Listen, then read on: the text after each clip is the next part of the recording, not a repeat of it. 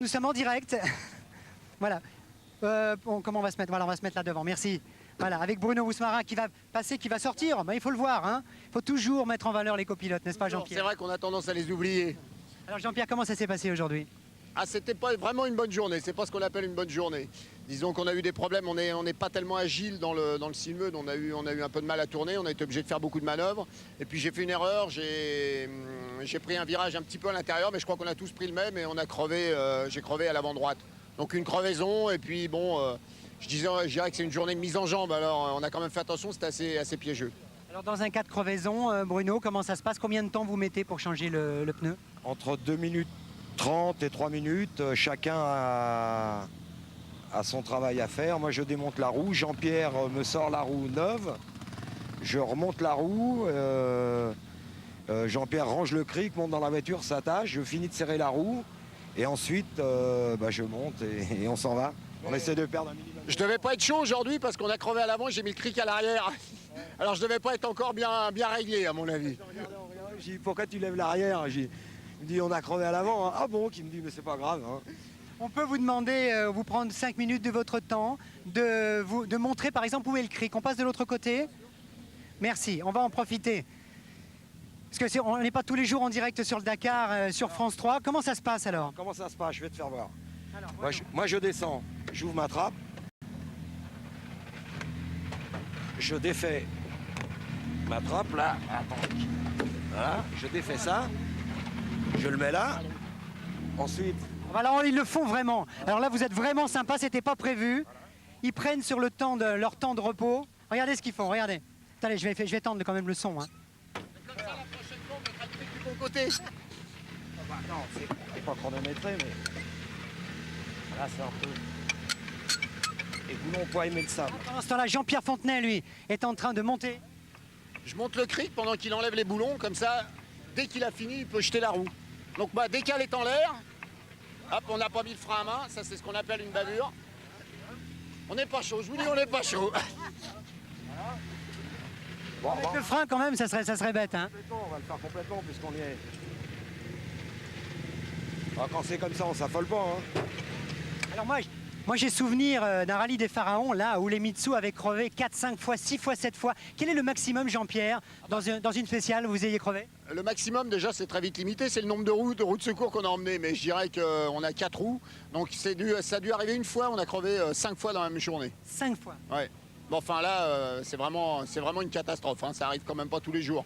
Je dirais que quand vraiment une mauvaise journée, c'est 2 fois, 3 fois. Quand on dépasse 3 fois, c'est vraiment il y a quelque chose. Il y a un malaise. Hein. Bruno, vous avez tout resserré là, c'est bon? Voilà. Ah non, on va changer. Bon, voilà. On change la roue alors. Donc, moi, je sors la roue. Voilà. Et pendant ce temps-là, Voilà. normalement, moi je sors. Il sort la roue. Pendant ce temps-là, moi je sors celle-ci. Et au moment où il enlève la roue crevée, je lui passe la roue neuve. Et le temps qu'il remonte la roue neuve, moi j'ai rangé l'autre. Donc c'est une très belle leçon, c'est moins de 3 minutes. Oui, c'est à peu près entre 2,30 et 3,30. Le plus long, en fait, c'est de se détacher, de trouver l'endroit pour s'arrêter. Et puis après de remonter dans la voiture, de se rattacher. On perd pratiquement plus de temps à se remettre en place qu'à changer la roue vraiment. On en profite pour faire une petite leçon de mécanique. Jean-Pierre, vous qui êtes grand mécanicien, on le sait. Non, si, quand même. Tout ce qu'on peut voir ici, expliquez-nous en 3 mots, parce qu'en plus on a la caméra qui est là. En 3 mots, c'est-à-dire que on a des triangles très très longs, c'est des triangles de suspension très très longs parce qu'on a un grand débattement, on doit être aux alentours de 400 mm de débattement. Et bon, ce qu'on voit, c'est les amortisseurs à gaz qui sont fixés le plus loin possible sur le triangle. Disons, c'est pour ça, plus on augmente la largeur des voitures, plus on peut avoir du débattement. C'est pour ça qu'on est un petit peu partagé entre l'envie d'augmenter la voie et puis le fait de la rétrécir pour pouvoir passer, par exemple, des journées comme aujourd'hui, on aimerait peut-être avoir une voiture un tout petit peu plus étroite.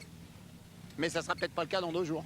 Pendant ce temps-là, Bruno est en train de terminer à bloquer, voilà. Normalement, je sers que 2 écrous. Lui descend le cric, range le cric. Et pendant que je finis de serrer la roue, lui retourne s'attacher.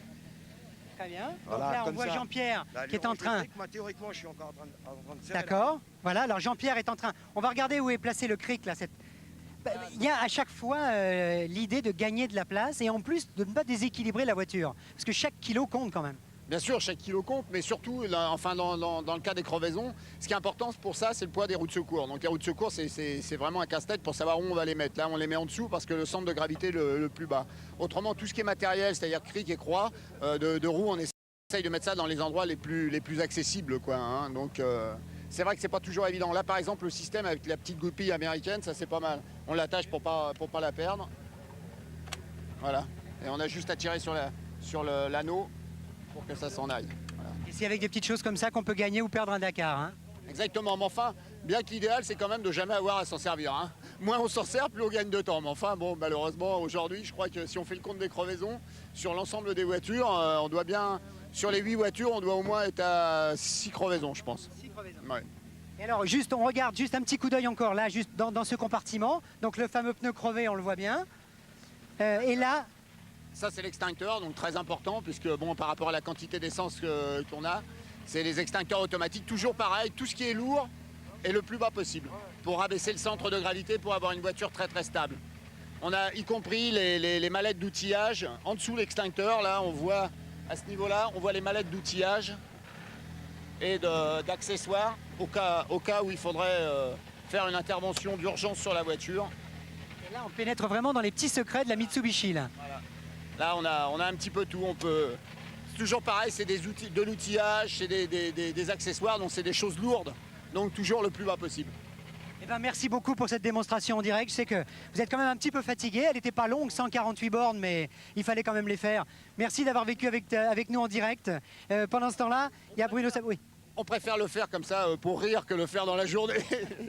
Merci beaucoup. Merci, rentrez bien, reposez-vous bien maintenant. Claude Aymar. Oui,